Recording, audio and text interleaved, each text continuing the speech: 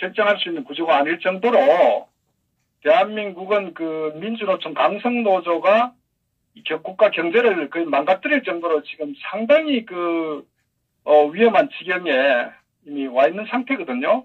예. 그래서 그 노동의 유연성 문제하고 우리가 이제 그 당시에 뭐 국민연금 개혁 문제하고 노동시장의 유연성 문제, 하고 뭐 우리가 또 이 4차 산업 또 서비스 발전법 등등 여러 가지 이제 4대 정책으로 굉장히 중요한 정책으로 우리가 이제 추진을 해왔는데, 네. 그런데 거기에 사실 중심에 그 김동연이도 너무 잘 안단 말이에요. 우리나라가 어떻게 흘러가면은 이 위기를 타개할 것인지. 네. 그런 인물이 김동연인데, 이 쿠데타 정권이 들어서면서 이 장하성에 있는 아마추어입니다. 막말로 혼자서 뭐 어떤 그 돈도 벌어본 적이 없는 그 이론적인 교과서를 가지고, 특히 교과서도 정통 주류 경제 이론이 아닌 정말 그 득보잡의 그런 자기의 어떤 그 이념적 사고를 경제에다가 집어넣어 가지고 이 회계망측한 소득주도 성장론이라는 이념적 이 반자본주의적 경제 정책을 입안했단 말이에요. 예. 자, 그러면 그 보면 김동연이 같은 고관료 같으면 거기에 대해서 강력하게 반대를 해야죠. 왜?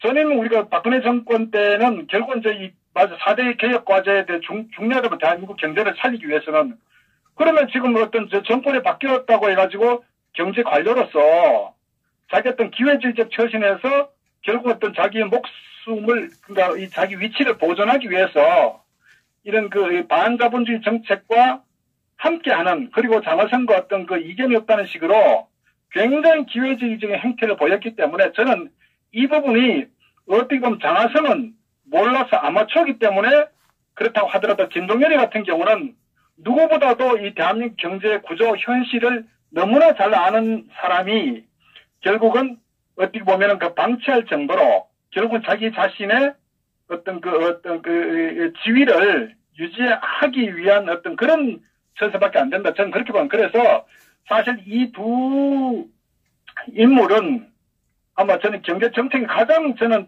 나중에 비판적 평가를 받을 것이다. 물론 지금도 그렇지만 여기에 대한 반대 책임을 저는 져야 된다고 보고요. 예. 그런데 이제 왜 사실 김동연 장하성이가 교체된다고 지금 보도들이 나오고 있는데 교체에 큰 의미가 없냐면은, 말씀드렸다시피 문재인이 머릿속에는 소득주도 성장이 전혀 바꿀 의도가 없다. 그러니까 잘하고 있다고 생각하는 거예요. 물론 거기는 여러 가지 아마 저는 배경이 있다고 봅니다. 왜? 소득주도 성장이라는 건 핵심은 뭐냐면은 소위 말해서 이 노조의 입장에서 이 어떤 정책을 입안한 거거든요. 그러니까 사람주도 성장이나 사람이 우선이라는 그런 어떤 배경하에서 어떤 이 반자본주의적이고 사회주의적 사고에서 이 철학을 따와가지고 이 소득주도 성장을 입안했기 때문에 결국은 이들이 이 기본 정책을 바꾸면은 자기들 어떤 이념 자체가 무너진다고 보는 거예요. 그래서 이 문재인이가 사실 문재인이 생각해서 나온 게 아니라 저는 그 뒤에 참모들, 소위 주사파 애들이 나름대로 자들의 어떤 이념의 근간을 흔들지 않겠다 하는 저는 그런 의도가 있다. 그래서 경제가 망가짐에도 불구하고 여전히 소득주도 성장론을 계속하겠다는 의도는 바로 저는 이념적인 거기에 상당히 배경이 있다. 저는 이렇게 판단하고요. 예.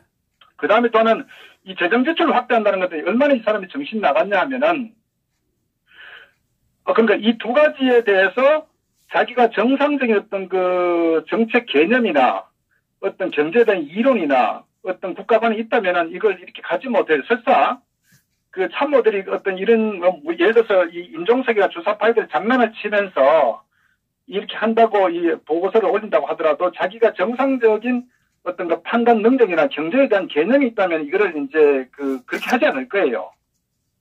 그런데 지금 한쪽에서는 이 장하성과 김동연을 교체하겠다는 어떤 이 얘기가 나옴에도 불구하고 소득주도 성장을 지속하겠다는 얘기는 이 논리의 모순이거든요. 그러니까 거기는 그러한 배경이 있다. 결국 이제 배경 플러스 이 문재인의 어떤 그 경제에 대한 그 관념, 개념 자체가 거의 뭐 초등학생 수준도 안 된다. 저는 이렇게 봅니다. 그래서 현재 이 두 산업을 바꿔도 큰 의미가 없다고 이제 판단하는 거고, 본질적으로 이제 사실은 그 우리가 뭐 알고 있는 부분이지만 가장 우리가 그 대한민국 경제가 심각한 상황에 그 빠져들고 있고, 앞으로 또 간단치 않다고 보는 게 결국 이제 그 핵심 근간이 그 민주노총의 그 뿌리를 두고 있는 정책이라는 거죠. 전 세계 어느 나라도 강성 노조가 이 활개를 치는 나라는 전부 경제가 다 망했습니다.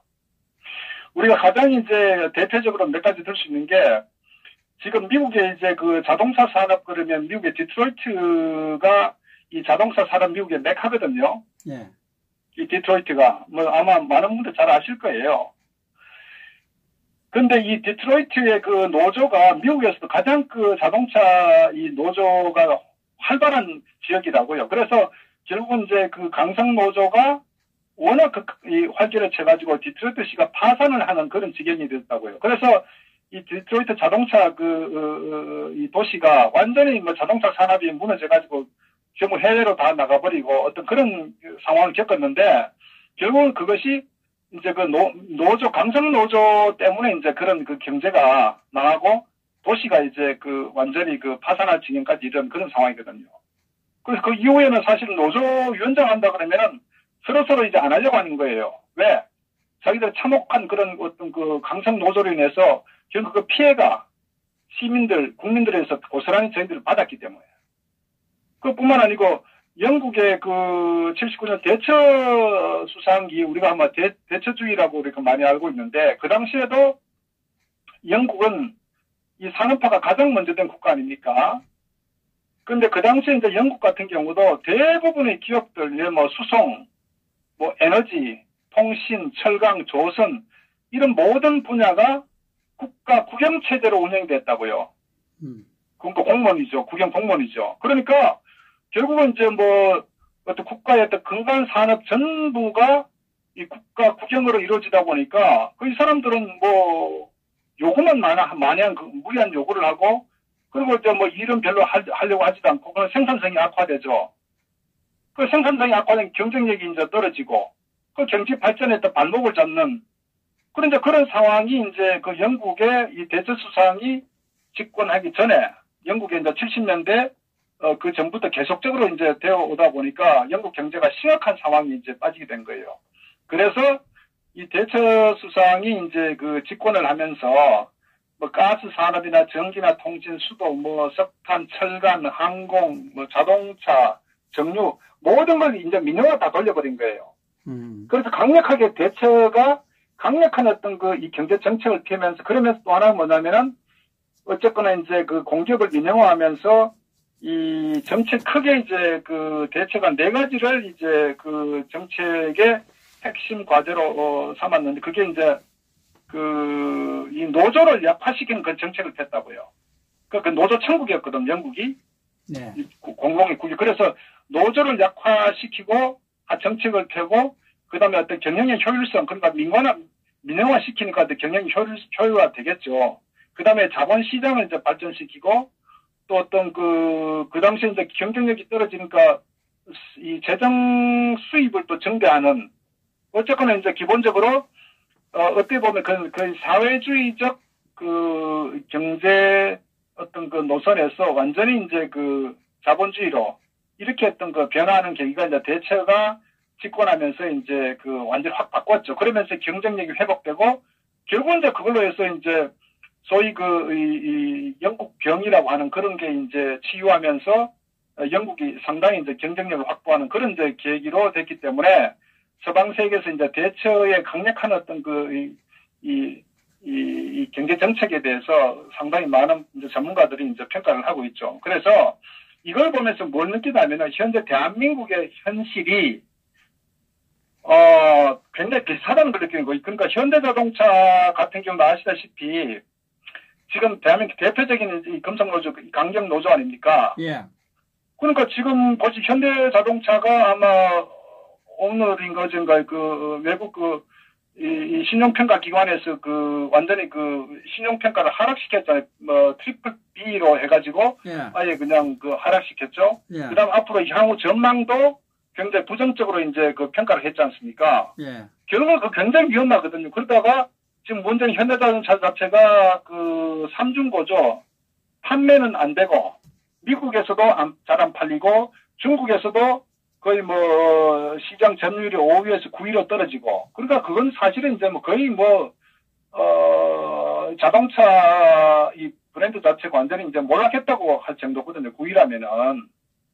그럼 미국에서는 미국 자체의 어떤 자동차 브랜드로부터 완전히 밀려버린 상태고, 그러니까 현대 자동차의 매출이 이제 급감을 하게 되고, 그런데 문제는 뭐냐면 이 민주노총의 이 강성노조 연봉이 1억이 가까이 되다 보니까 이게 도요타 자동차보다도 임금이 더 높단 말이에요. 그러니까 판매는 줄어드는데 이 자기 자리를 위치하고 이 고액 연봉으로 차지하고 있던 고정비가 계속 높다 보니까 결국 원가가 드니까 이익률이 감소되니까 결국 이제 물건을 안 팔리는 데다가 팔아도 적자, 이익이 남지 않는 그런 아주 구조적인 문제에 빠지는 거예요. 그러니까 얘들이 협력사에다가 그걸 또 이제 또 이 광고를 한다고요. 그러니까 협력사도 안 그래도 두 가지가 큰 문제가 있는 게 이 현대자동차가 잘 안 팔리니까 부품이 이제 수요가 줄어들 거 아닙니까? 네. 거기다가 이제 마진이 없으니까 결국 이제 협력사들이 이 재정난에 부딪히니까 정부에다가 3조 몇천억 정도를 긴급 재정 투입을 해달라는 요청도 하고 하는데 문제는 이제 누적 적자들이 점점 커지면서 자동차 산업이 현대 자동차 자체도 문제고 현재 자동차에 부품을 납품하는 2차, 3차 협력사들도 먼저 무너지는 이런 상황이 현재 대한민국의 자동차 산업의 현주소다. 그렇다면 결국은 이제 이 부분이 우리나라의 어떤 수출의 양대 축이 이 전자와 자동차인데 자동차가 먼저 무너지는 거예요. 무너지는 핵심은 뭡니까? 삼성 같은 노조가 없지 않습니까? 그나마. 근데 현대자동차는 노조 천국 아닙니까? 노조가 경영을 장악할 정도로 이 대한민국의 이 강성 노조가 이 폐단이 심각하다. 결국은 이제 그 결과가 지금 이제 결국 나타나고 있다. 결국 이걸 보면서 영국의 1970년대 전에 어떤 이 노조 천국, 이 국가를 완전히 붕괴했듯 하는 그런 상황과 굉장히 유사하다. 결국 이제 말씀드린 미국의 어떤 디트로이트 자동차 산업이 붕괴되는 그 상황과도 굉장히 흡사하다. 결국은 그 피해는 기업이 이제 해체되고, 그로 인해서 결국 이제 거기에 대한 근로자, 국민들 다 피해를 보는, 지금 대한민국에 이제 이런 상황이 놓여 있다 그죠. 그럼에도 불구하고, 현재 이 좌파 정권의 경제정책은 전혀 요지부동이다. 근로자, 이 노조 중심의 어떤 정책을 편다는 거죠. 그러니까, 이 상황에서, 결국은 이 경제가, 좋아질 수가 없거든요. 그러니까 경제에 대한 진단 자체도 문제고, 이들은 경제를 경제 자체로 보는 게 아니라 이념적이고 정치적으로 해석해서 그걸 이제 몰아붙이기 때문에 결국 이제 경제가 훨씬 더 이제 빨리 몰락하는 그런 상황에 맞이하고 있다. 이런 부분이고요. 사실은 이제 유럽의 독일이나 스웨덴 같은 경우도 유럽도 이제 노조가 강한 편이에요. 그런데 걔들은 어떻게 하냐면은 기업이 어려워지면요. 어떻게 하냐면은 매출이 기업이 어려워지면은 일단 스스로가 노조가 합의해서 급여를 삭감합니다. 그리고 근로시간을 스스로 줄여버려요. 그거 되게 현명하죠. 왜? 사실 우리 통상 미국 같은 경우는 이제 근로자를 해고를 해버립니다. 기업이 어려워지면. 해고해버리고 이제 완전히 미국은 철저한 자본주의이기 때문에 기업 중심으로 이제 이 경영 중심으로 흘러가는데 유럽 같은 경우는 이제 다소의 어떤 사회주의적 어떤 정책도 같이 운영하기 때문에 그러나 이 강성 노조 측면보다 합리적 노조의 어떤 바탕을 깔고 있기 때문에 이제 기업이 어려워지면 자기들도 어차피 도산하던 상황이기 때문에 이제 고통 분담을 내가지고 이제 급여 같은 경우도 거기에 맞춰가지고 이제 깎고 대신에 이제 근로시간도 줄여가지고 직원들 스스로 이제 해고되는 그런 거를 자기들 스스로가 이제 고통을 내부적으로 감내하는 거예요. 어디 보면 그게 참 뭐 그나마 뭐 차선책이 되겠죠. 근데 대한민국은 기업은 망해도 내가 마지막까지 챙길 건 챙기겠다는 이런 사고를 갖고 있기 때문에 그러니까 이게 망한다는 겁니다. 못된 것만 배워왔잖아요. 못된 것만 배워왔잖아요. 못된 그러니까 거. 그 뿌리가 바로 이 북한의 사회주의 공산주의의 사고를 갖고 있기 때문에 안 되는 거예요. 이게 정상적인 노조 활동을 한다 그러면요. 기업과 더불어 가는 게 근로자거든요. 근로자의 단체 모임 아닙니까? 그런데 기업 경영이 어려워지고 매출이 감소되고 수익이 감소되는데 어떻게 자기들만 살겠다고 그럽니까? 결국은 그거는 자기의 죽음을 재촉하는 것밖에 됩니까? 그러니까 이 사고 자체가 굉장히 아주 악한, 그러니까 저는 이 부분들을 보면서 이게 정상적 노조 활동과 사고가 아니라 아주 나쁜 북한 어떤 독재 집단의 공산주의와 사회주의의 어떤 사고를 그대로 답습하고 그 뿌리가 지금 박혀있기 때문에 대한민국의 경제를 완전히 무너뜨리는 이런 집단들이 대한민국 노조다. 그러니까 현재 이 민주노총이 탄핵에도 이 조직화 해갖고 결국 이제 무너뜨린 거고 그 얘들이 또 이 좌파 정권의 한 축이 돼가지고 이 온 나라를 완전히 망가뜨린 현재 이제 그런 악의 어떤 축이죠. 쉽게 얘기하면은 이게 지금 대한민국 현 주소기 때문에. 아니 이게 지금 댓글에 강성노조가 아니고 간첩노조라 그러네요. 그 말이 참 설득력. 저는 이제 무슨 얘기냐면은 핵심 세력은 충분히 그럴 개연성이 있다. 핵심 세력들은. 핵심 세력들은. 그러니까, 예. 그럼요. 그리고 거기에 이제 노조의 참 조직이랑 무서운 게 결국은 자기가 이제 방송 듣고 마찬가지지만은 거기에 가입하기 싫어도 가입하기 싫으면 불이익을 보니까 어쩔 수 없이 가입을 한다면 가입을 하게 되면은 소극적이나마 거기에 동참을 해야 되거든요. 그러나 거기에 핵심 세력들은 정치적으로 이걸 이용하기 때문에 저는 그 핵심 세력들은 북한과 충분히 연계되었을 수 있다. 저는 그렇게 보는 거죠. 그래서 우리가 작년 탄핵 때도 보면은 사회주의가 답이다 등등 여러 가지 많은 일들이 벌어졌는데 결국 이제 저는 이 노조의 핵심 어떤 불순 세력들이 상당히 깊이 침투해 있다. 그래서 그게 언론 노조나 전체적으로 이 공무원 노조든 정교조든 간에 전체에 상당히 뿌리 박혀 있다. 그래서 이런 부분들이 현재 이 장악하고 있는 상태이기 때문에 어떤 말씀 간첩 노조 어떤 그런 불순한 노조가 충분히 일리가 있다고 저는 생각을 합니다. 그래서 사실 이제 내년도가 점점 어려워진 게 이제 왜 이 김동연 장하성이 전혀 의미가 없다고 보냐면 이게 들놀이입니다. 사실 김동연 장하성이 왜 얘들 경제적 관점 보는 게 아니라 이념적으로 뒤에 제가 볼 땐 주사파 얘들이 어떤 큰 틀을 잡아놓고 거기에 민주노총의 불순 세력들이 어떤 뿌리를 완전히 심어 놓으면은 그 위에 이제 얘들 그림을 그리는데 그러다 보니까 정책이 바뀔 수가 없는 거예요. 그러니까 문재인이가 소득주도 성장론을 해가지고 경제가 완전 참혹하게 망가짐에도 불구하고 사람은 바꿀 의사는 비치지만 이 소득주도 성장론은 계속하겠다는 얘기는 바로 핵심 세력들이 뒤에 자리 잡고 있다. 저는 이렇게 판단하는 겁니다. 그래서 이게 이 경제가 달라질 게 전혀 없다. 오히려 더 빠른 속도로 무너진다. 이렇게 저는 보고요. 지금 제가 이제 가정에 보면 이대로 가면 이제 망할 수밖에 없는 이유가 현재 저는 그렇게 진단합니다. 제조업은 무너졌다. 중소제조업은. 그리고 그 무너진 제조업이 대기업으로 확대되고 있다. 그래서 기업을 계속 하겠다는 기업가들은 해외로 빠져나가고 그렇지 않으면 이제 거의 자체적으로 거의 관두는 정도로 이렇게 상황이 지금 악화되고 있고 그 다음에 내수가 무너져 버렸고 그 다음에 저는 이제 부동산 시장과 주식 시장이 폭락한다. 이미 전조를 보이고 있지 않습니까? 그런데 아까 이주열 한국은행 총재는 주식하고 그것만 일시적으로 그렇다고 이야기하던데 걱정 안 해도 된다고 이야기하던데. 예? 희망사항이지 본인의 희망사항. 만약 본인이 하는 총재 입장에서 본인이 무너진다고 하면은 안 되겠죠.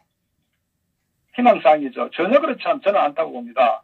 왜냐면은 이 주식시장 같은 경우는 간단합니다. 그러니까 어떤 실적이 좋으면 올라가고 두 가지거든요. 단기 실적이 좋으면은 주식을 올라가고 두 번째 설비 투자를 많이 해가지고 경제 선행 지수가 올라가면은 앞으로 1, 6개월 후에 경제가 좋아지겠다 하면은 기대치에 따라서 투자를 하는 겁니다.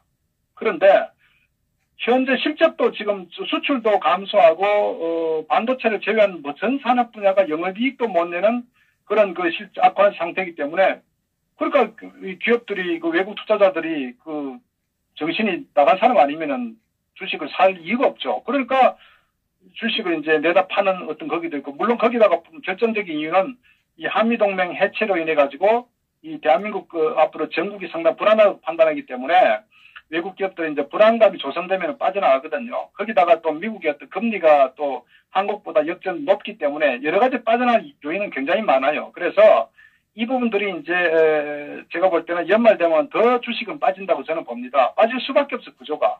근데 하는 총재 입장에서는 뭐 헛소리죠. 저는 헛소리라고 봅니다. 그래서 현재 저는 뭐 이 부동산 주식은 폭락한다고 저는 판단합니다. 한번 지켜보시죠.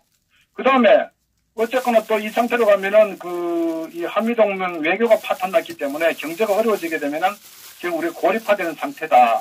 특히 대한민국은 이제 무역을 통해서 이 경제 근간을 우리가 지탱하고 있기 때문에 거기는 이게 한미동맹과 외교가 너무나 중요한데 그게 파탄났기 때문에 결국은 이제 경제도 고립된다. 이렇게 보고요. 또 거기에 따라서 금융이 무너지게 되거든요. 경제, 부동산이 무너지고 주식이 폭락하게 되면은 그 개인들의 어떤 이 소득 감소로 인해 가지고 또 어떤 제조업이나 이런 그 실업률은 무너지고 내수가 무너지기 때문에 그러니까 그 개인들의 어떤 그 주머니에 이제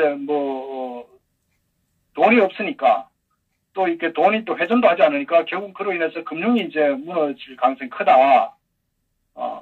그래서 저는 그렇게 봤을 때 IMF가 올 가능성이 굉장히 농후하다. 저는 이렇게 판단합니다. IMF가 올 가능성이 굉장히 크다. 그럼 만약 IMF가 온다고 했을 때 이제 다시 국민들 금을 내놓겠습니까? 그리고 미국, 일본에서 도와주겠습니까? 저는 이제 이 상황이 오면 어떤 상황이 벌어지면 베네수엘라 같은 상황이 온다고 봅니다. 왜? 좌파 정권이 득세를 한 상태에서 경제가 무너지게 되면은 소위 말해서 경제적 이유가 있는 사람들은 해외로 빠져나갈 가능성이 크다. 이렇게 저는 봅니다. 이 정치하고 달리 상황이 이렇게 되면은. 그래서 저는 어떤 의미에서 보면은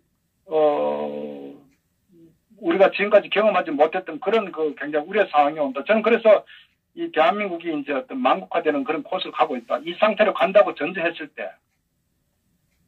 그러면 어떻게 해야 되느냐? 그리고 또 하나, 이 문재인이가 이 재정 지출을 확대하겠다고 했는데, 이거 미친놈이에요. 왜? 재정 지출 늘려면 수입이 늘어야 될 거 아닙니까? 세금을 걷어들여야 될 거 아니에요.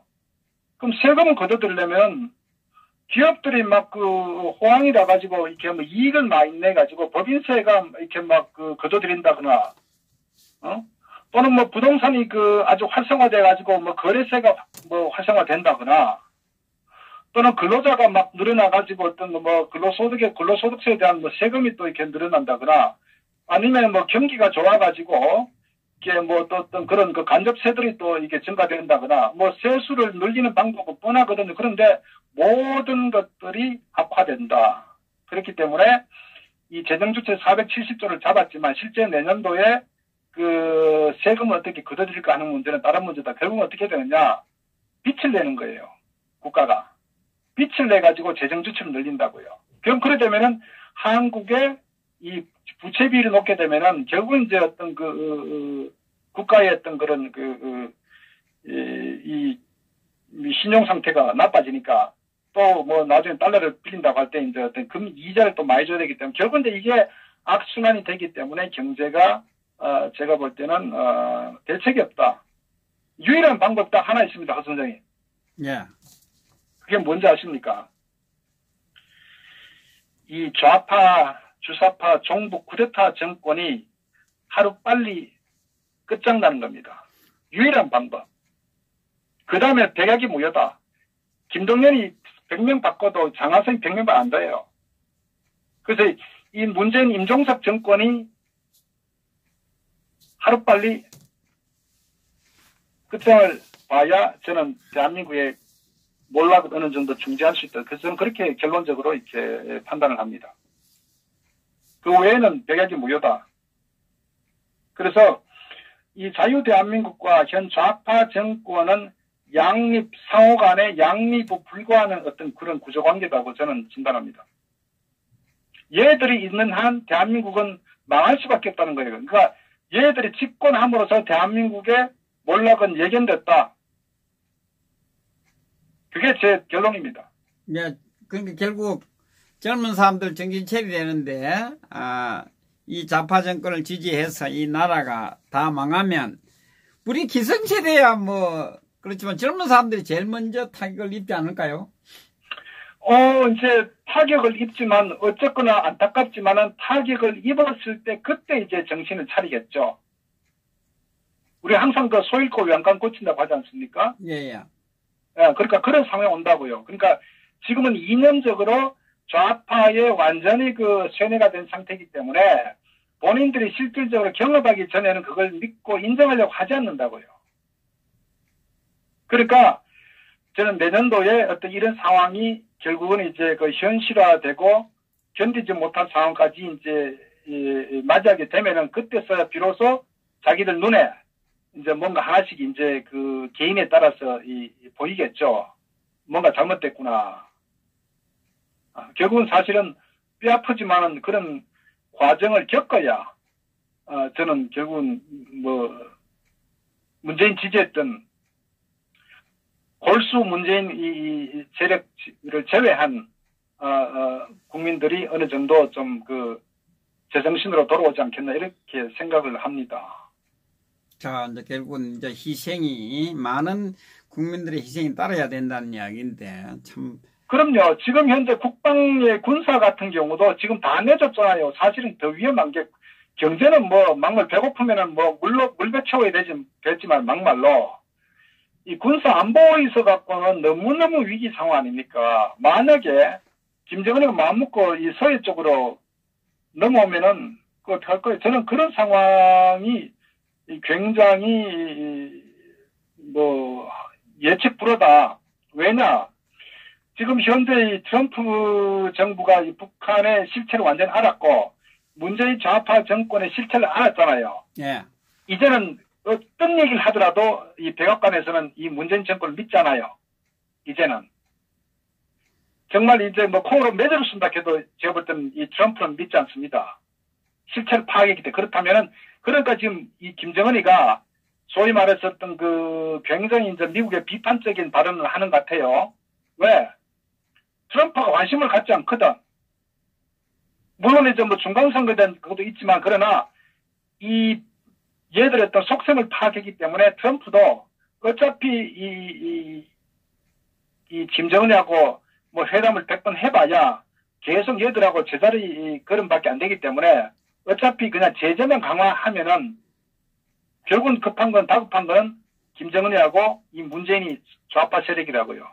그러니까 얘들이 이제 그 미국을 비판하는 그런 상황도 오는데 결국 이제 그 상황이 계속적으로 이제 전개되면은 상황이 굉장히 악한 상황이 올 수도 있겠다.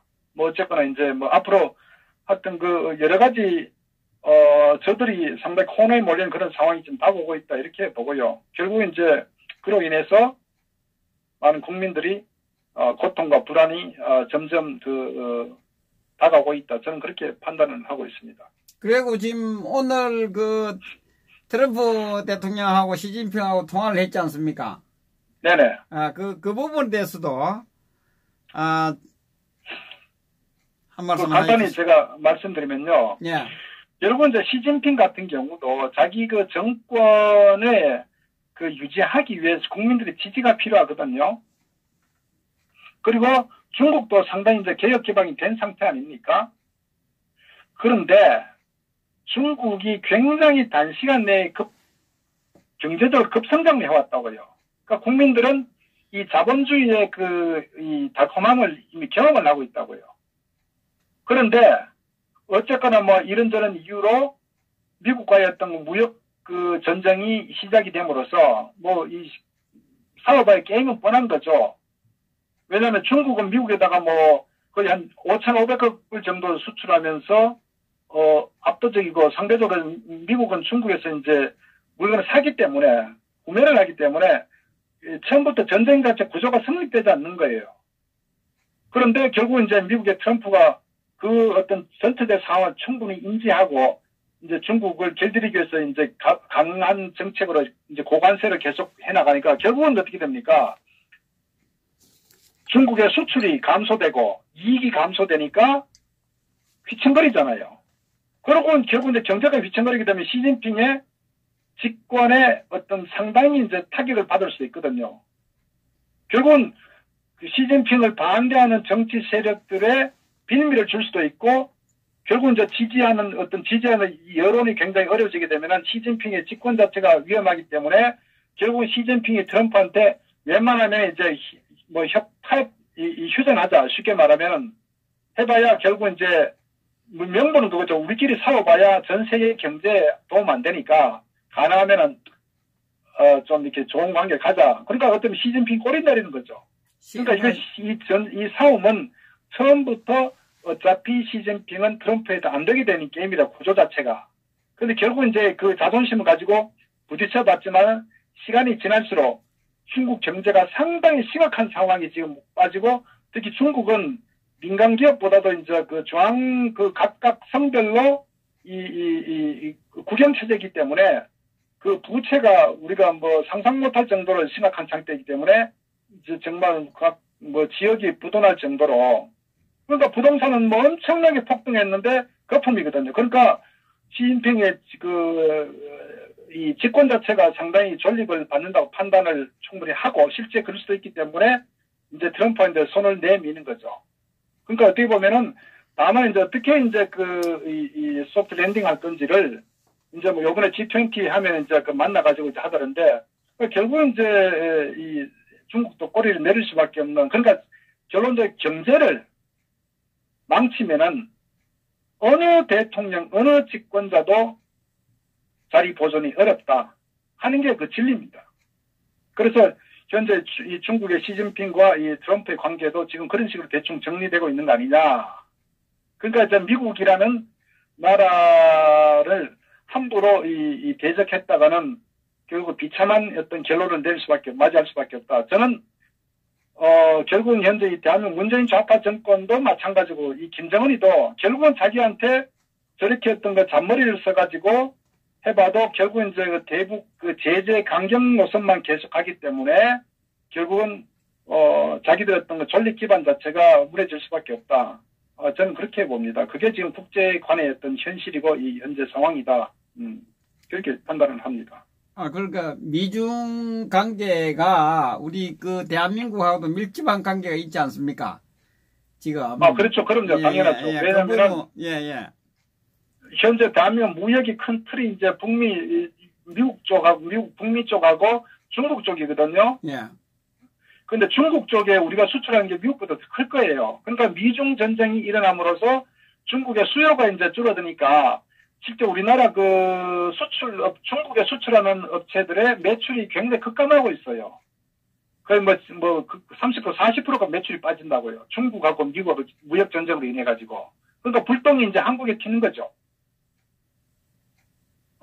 그러니까 사실은 어쨌거나 한국은 선택의 여지가 없기 때문에 이 정치적이나 외교적 노선을 굉장히 분명하게 설정해야 되는 거예요. 그러니까 이게 어떤 외교 안보나 국제 관계에 있어서 어떤 판단이 굉장히 중요하다. 이 대한민국의 어떤 운명을 위해서. 근데 어쨌거나 지금 현재 이 좌파 정권은 전부 다 아마추어들만 강령화 같은 그런 통역하는 애를 갖다 앉혀놨으니까 뭐가 되겠습니까? 어쨌거나 그게 저들의 현 주소니까. 자업자득이죠. 참, 대한민국은, 미국 영향, 중국 영향, 모든 영향을 다 받고 있는 참 열악한 대한민국 상황인데, 지금 시진핑하고 통화를 함으로 인해서 이제 대한민국 한반도 정세가 어떻게 또 달라질 거 아닙니까? 그죠? 그러니까 이제 미국 주도로 간다는 얘기죠. 미국의 어떤 방향과 정책에 따라서 아직은 미국을 대적할 만한 세력이 없기 때문에 그렇게 흘러갈 수밖에 없는 거죠. 국제관계는 힘의 어떤 세력에 의해서 이게 끌려가기 때문에, 그러니까 미국은 지난번 경험했다시피 유럽의 아셈 회의 때 51개 국가 정상들이 압도적으로 미국의 어떤 그 입장을 지지하고 있잖아요. 네. 명분과 모든 그게 이제 미국의 힘입니다. 미국의 힘. 그 동북아에서도 결국 시진핑도 꼬리를 내리잖아요. 네. 그런데 세계 경제 백몇 정말 그 뭐 흔적도 없는데 북한의 저런 그 김정은이가 트럼프가 봐서 얼마나 웃기겠습니까? 그러니까 이거는 이 싸움이라는 건 게임이 안 되는 싸움인 거예요. 처음부터. 그래서 국제 간의 질서, 미국의 힘 이거를 빨리 인식해야 우리나라 외교 노선과 정책을 어떻게 가야 될지를 딱 설정하는데 그러니까 어떻게 보면 얼마나 참 저게 저희들 실력이고 현주소예요. 그게. 그러니까 우리 보통 분들은 중국이 경제적으로 미국이 제재를 해서 망하면 북한도 망하고 대한민국도 망하면 이 지금 전국이 어떤 해결점을 찾지 않을까 이런 그 기대도 하고 있지 않습니까, 그죠? 그 부분도 이제 바뀌게 되겠네요, 지금. 대화를 이렇게 보는 거죠. 현재 좌파 정권처럼 비정상적 사고를 갖고 있는 집단은 없다. 왜? 중국 같은 경우도 기본적으로 자기 어떤 정치적 입지를 위해서 이용을 하죠. 기본적으로 모든 아베든 트럼프든 모든 국가의 최고 지도자들은 정치인이기 때문에 yeah.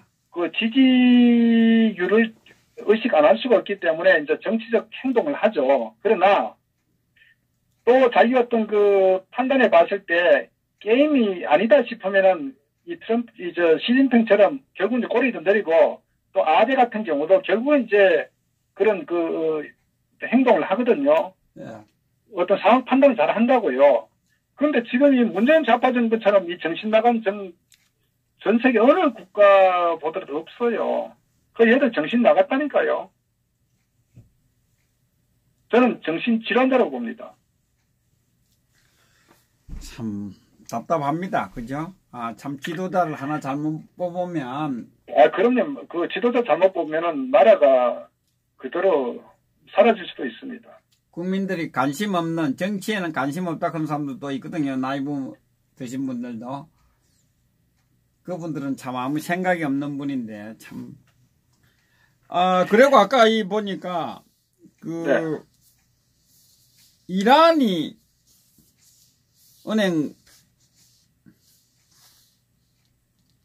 우리은행하고 두 개 거래 중지를 했다고 그러던데 작은 거래 중지.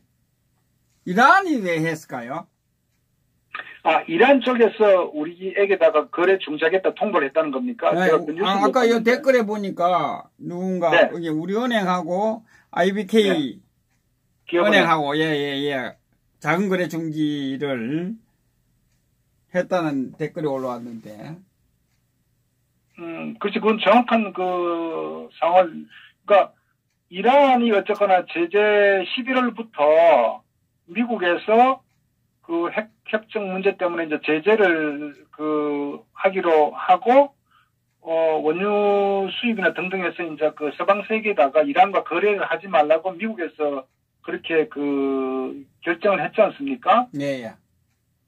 그런데 그러니까 거래를 이란하고를 안 할 수 있는데 안 하는 거는 우리 국내 은행이 거래를 안 한다고 의사결정해야 될지 이란이 거래를 안 하겠다는 저는 그거는 제가 조금 네 한번 이제 내일이든 모레든 한번 좀 보시고 네, 수고하셨습니다.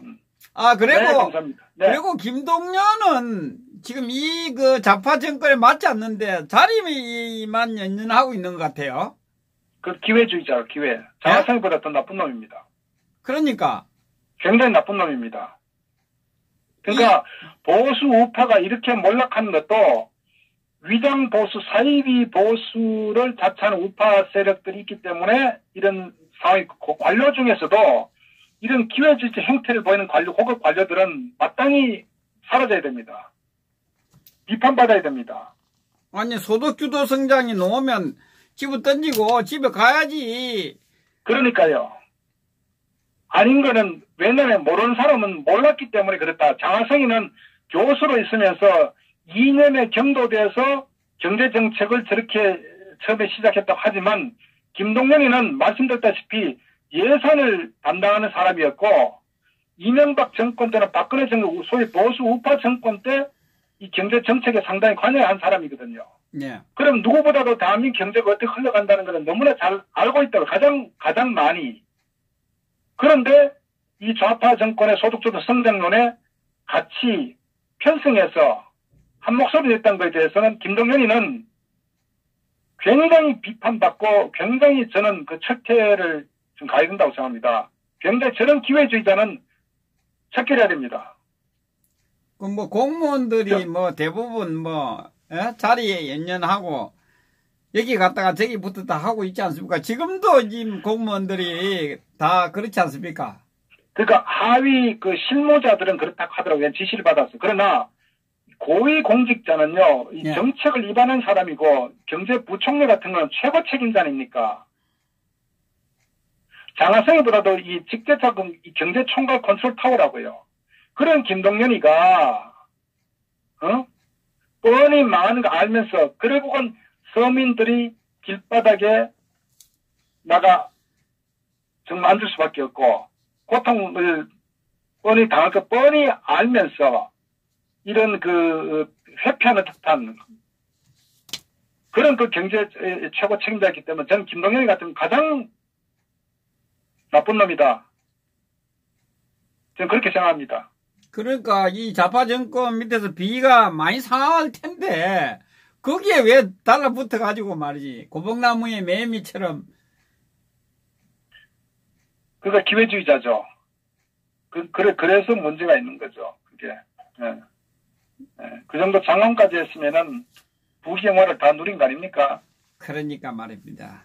그래서 저런 인간들은 정말 그 강력한 비판을 해야 됩니다. 혼자만 욕먹는 게 아니고 지식층이라든지 고위직이 욕을 다 덤으로 다 얻어먹는데 말이지. 참.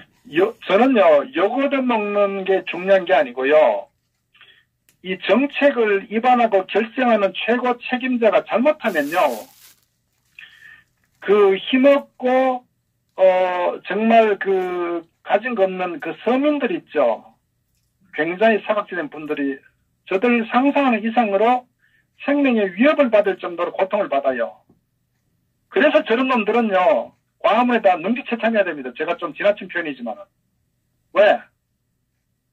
저 사람들의 어떤 그 잘못된 사고와 판단에 의해서 고통받는 사람은 너무나 많다는 거, 현장에서. 가족들이 해체되고.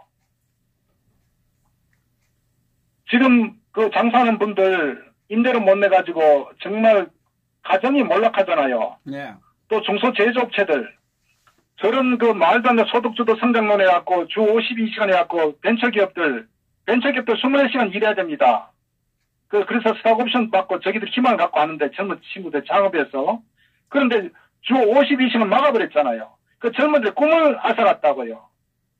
뻔히 알잖아요. 그럼에도 불구하고 저 정책을 그대로 지속했다는 것에 대해서 그래서 김동연이는 정말 가혹한 비판을 받아야 됩니다.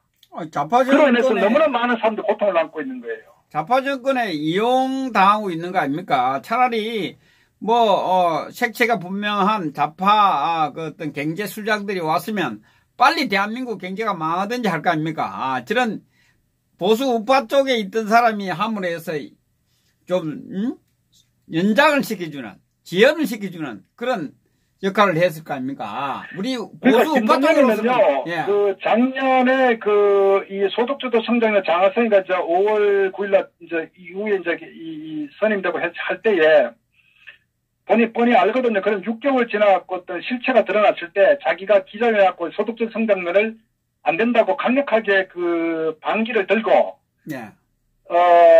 사직서를 대통령한테 내고 그 다음에 이 장하성이하고 한판 붙어가지고 어느 정도 브레이크를 방향을 틀도록끔 했었어야 된다고. 그래야 그 이후에 뭔가 저들이 뭔가 좀 정신 차린다거나 뭔가 그 새로운 정책을 고민할 수 있을 정도로 어떤 그 동기를 막 부여시켜줘야 되는데 네.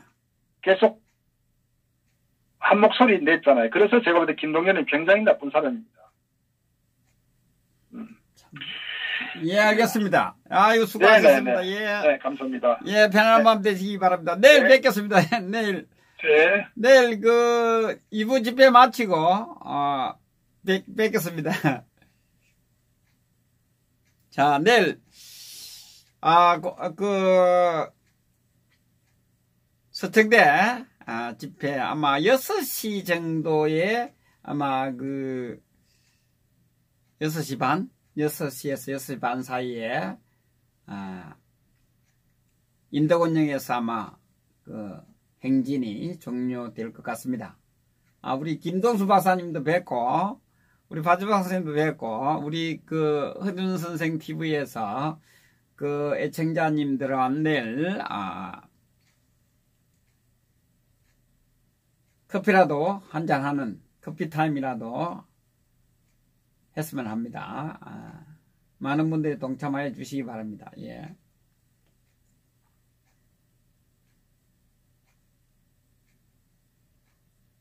자, 우리 김동수 박사님에게 장장 40